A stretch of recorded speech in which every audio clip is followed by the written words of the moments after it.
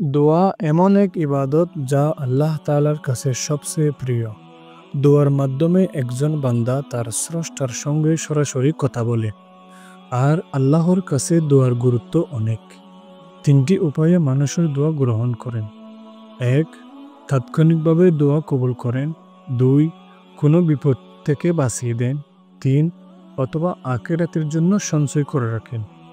আজকের আলোচনায় আমরা জানব দোয়ার গুরুত্ব, দোয়ার ফজিলত এবং কিছু শক্তিশালী দোয়া যেগুলো আমাদের জীবন পাল্টে দিতে পারে। মানবজাতির জন্য দোয়ার গুরুত্ব। রাসূল সাল্লাল্লাহু আলাইহি ওয়াসাল্লাম বলেছেন, দোয়া হলো ইবাদতের মর্ম, অর্থাৎ দোয়া ছাড়া ইবাদত অসম্পূর্ণ। দোয়া বান্দাকে আল্লাহর নিকটবর্তী করে এবং তার উপর নির্ভরশীল হতে শেখায়। মহান আল্লাহ তাআলা বলেন, আমার কাছে প্রার্থনা করো, আমি তা কবুল করব। এখান থেকে আমরা বুঝতে পারি দোয়া না করা মানে আল্লাহকে অবহেলা করা। দোয়া করলে আল্লাহ খুশি হন। দোয়া করলে বিপদ দূর হয়ে যায়। রাসূল সাল্লাল্লাহু আলাইহি ওয়াসাল্লাম বলেছেন, দোয়া হলো মুমিনের অস্ত্র, দ্বীনের স্তম্ভ এবং আসমান ও জমিনের আলো। দোয়া মানুষের ভাগ্য পরিবর্তন করে। হাদিসে এসেছে, তাকদীর শুধু দোয়া দ্বারা পরিবর্তিত হয়। অর্থাৎ আল্লাহর কাছে আন্তরিকভাবে দোয়া করলে জীবনের সমস্যা থেকে মুক্তি পাওয়া যায়। যে সময়ে আল্লাহর কাছে দোয়া কবুল হয়: এক, তাহাজ্জুদের সময়। দুই, সিজদার সময়। তিন, আজানের পর। চার, জুমার দিন আসরের পর। পাঁচ, রোজাদারের ইফতারের মুহূর্তে। ছয়, বৃষ্টির সময়।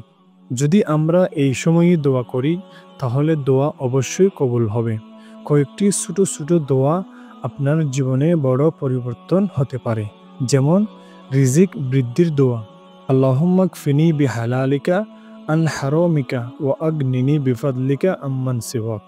অর্থ, হে আল্লাহ, তোমার হালাল দ্বারা আমাকে হারাম থেকে বাঁচাও এবং তোমার অনুগ্রহ দ্বারা আমাকে এমনভাবে ধনী করো যাতে আমি আর কারো মুখাপেক্ষী না হই। দুই, দুশ্চিন্তা দূর করার দোয়া। হাসবুনাল্লাহু ওয়া নি'মাল ওয়াকিল। অর্থ, আমাদের জন্য আল্লাহই যথেষ্ট, তিনি সর্বোত্তম অভিভাবক। জান্নাত লাভের দোয়া। আল্লাহুম্মা জাআলনি মিন আহলিল জান্নাহ। অর্থ, হে আল্লাহ, আমাকে জান্নাতের অধিবাসী করে দাও।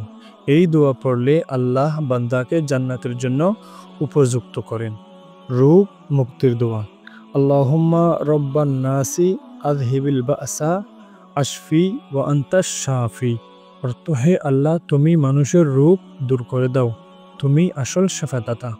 দোয়া কবুল হওয়ার জন্য আপনার ভিতর যে গুণগুলো থাকতে হবে: এক, হালাল আহার করা। দুই, অন্তর দিয়ে দোয়া করা। তিন, দৃঢ় বিশ্বাস রাখা। চার, পাপ থেকে দূরে থাকা। পাঁচ, তাড়াহুড়া না করা। যেভাবে দোয়ার মাধ্যমে জীবনের পরিবর্তন হয়। দোয়া শুধু মুখের কথা নয়, এটি হৃদয়ের আর্তনাদ। অনেক মানুষ দোয়ার মাধ্যমে জীবনের মোড় ঘুরিয়েছে। যেমন ইয়াকুব আলাইহিসসালাম দোয়ার মাধ্যমে সন্তান লাভ করেছেন। হযরত আইয়ুব আলাইহিসসালাম দোয়ার মাধ্যমে রোগ থেকে মুক্তি পেয়েছেন। হযরত ইউনুস আলাইহিসসালাম দোয়ার মাধ্যমে মাছের পেট থেকে মুক্ত হয়েছেন। আমরা যদি তাদের মতো আন্তরিক হয়ে দোয়া করি, আমাদের জীবনেও অলৌকিক পরিবর্তন আসতে পারে। প্রিয় দর্শক, দোয়া শুধু ইবাদত নয়, দোয়া হলো আল্লাহর সঙ্গে সংযোগের সবচেয়ে বড় উপায়। তাহলে আসুন আমরা প্রতিদিন আন্তরিকভাবে দোয়া করি, নিজের জন্য, পরিবারের জন্য এবং পুরো বিশ্বের মুসলমানের জন্য। কারণ দোয়া ছাড়া আমরা অসহায়, আর দোয়ার মাধ্যমে আমরা হয়ে যাই সবচেয়ে শক্তিশালী। আল্লাহ আমাদের সবাইকে প্রতিদিন দোয়া করার তৌফিক দান করুক। আমিন।